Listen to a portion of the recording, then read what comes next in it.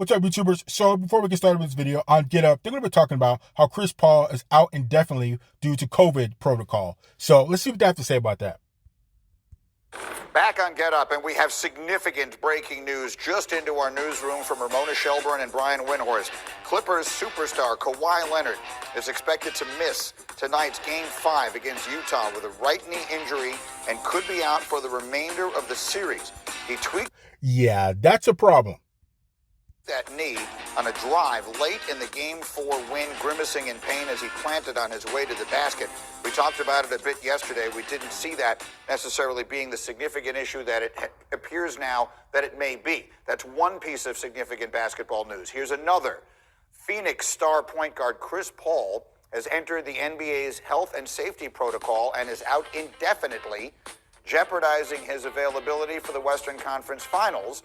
A source confirming that news to ESPN. It was first reported by The Athletic that Paul would be sidelined indefinitely as a result of entering the protocol. If Paul is already vaccinated against COVID, he could be facing a shorter absence from the Suns. So there are a lot of moving pieces in all of this, and my understanding is we're trying to get Seth Greenberg back, and we do have him. Seth, thank you very much.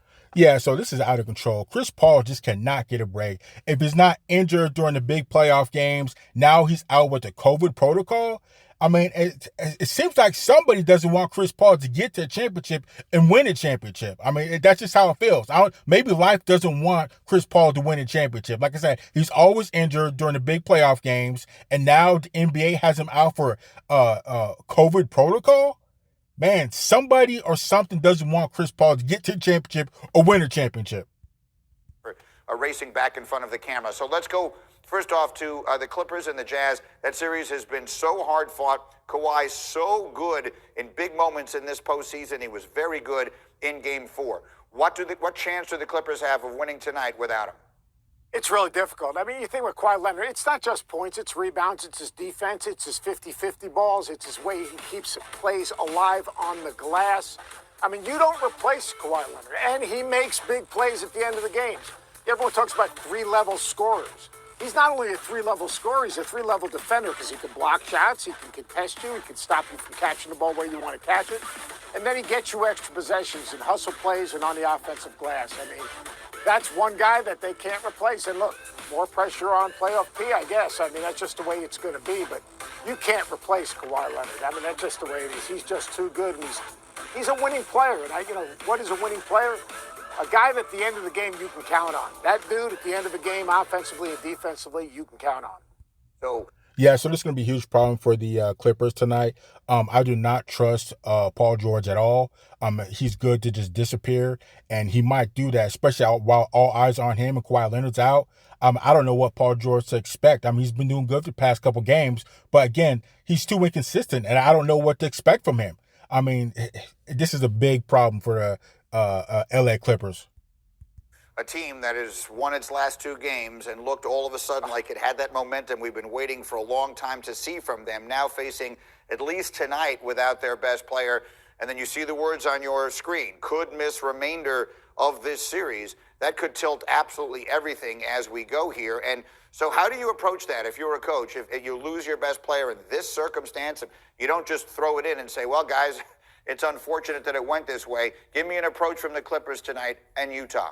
Well, the great thing about the Clippers, they've played without Kawhi this year. I don't know exactly what their record is, but it's, when you talk about load management, this is a Clipper organization that has dealt with that throughout the season. So it's not like they haven't had a lineup without Kawhi Leonard. They're going to have to be that team. Now, what are they going to have to do? All right, well, they're going to have to make sure that they take care of the basketball. They've got to have someone else step up. They've got to make sure that they're that much more connected defensively. There are things that they're going to have to do. Now, they're playing against a team that's also limping in because they're probably going to be playing without Mike Conley. So you talk about two teams without impactful players. I think that this situation becomes a little bit more difficult because you're looking at the Jazz. The Jazz have beaten the Clippers without Conley. We don't know what the Clippers can do without Kawhi on this stage in this moment. To your point, you see Hembo with the stat there on your screen. The Clippers were 11-9 without Kawhi this season, but the stakes are obviously so different. Yeah. Then we turn our attention to Chris Paul, who has a a star-crossed history in the postseason with a variety of injuries that have gone a long way towards keeping him from ever getting to the NBA Finals. And now he has this team that is playing so well, and they sweep their way through Denver, and they're sitting and they're waiting. The wait might actually wind up working extremely well for him. The soonest they could play would be Sunday, Game 1 of the Western Conference Finals. If there was a Game 7 between Utah and the Clippers, they wouldn't play until next Tuesday.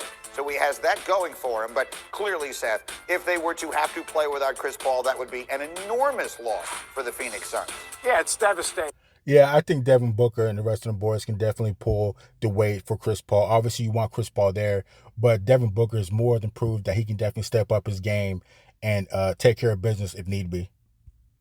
It's Chris Paul who makes all the right plays, who everyone turns to when the game is on the line. Chris Paul, who basically, is the leader of this team every which way possible. Just not having him in practice, not having him in your facility, not having him around your team, a young team that looks for someone to basically give them direction besides Coach Williams. I mean, to me, it's huge. Now, here's the big question. If this other series continues to move on, I can't imagine a scenario where Chris Paul doesn't play. I can't imagine a scenario where Chris Paul doesn't eventually get back and play in that final series. So will he miss one game? Will he miss no games? I'm not sure. But you take Chris Paul away from that team, right? Every team has a heartbeat.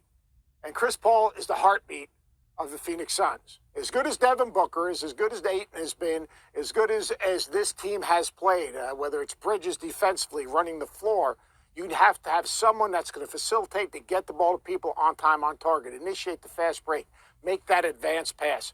But more importantly, when things go a little south, you need someone that can bring that group together and say, all right, let's get to the next play. It's one stop. It's one good offensive possession.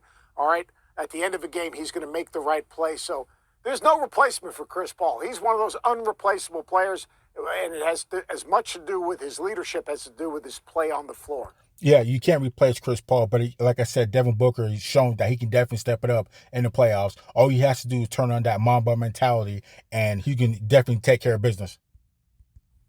It's a sensitive topic as well, but his vaccination status will go a long way towards determining how long he is gone. And to your point about his leadership, in COVID protocol, he'll be completely separated from everyone. So it's not like he can even be there at practice, can be there in meetings, can be around the team, regardless of which way it goes for some period of time. And again, we do not know. So if you're just joining us, the enormous breaking news, Kawhi Leonard will miss at least tonight's Game 5 for the Clippers against Utah with a knee that he hurt late in Game 4. It could be a longer absence than that. And Chris Paul has entered the league's COVID protocol. We do not have any idea yet just how long he'll be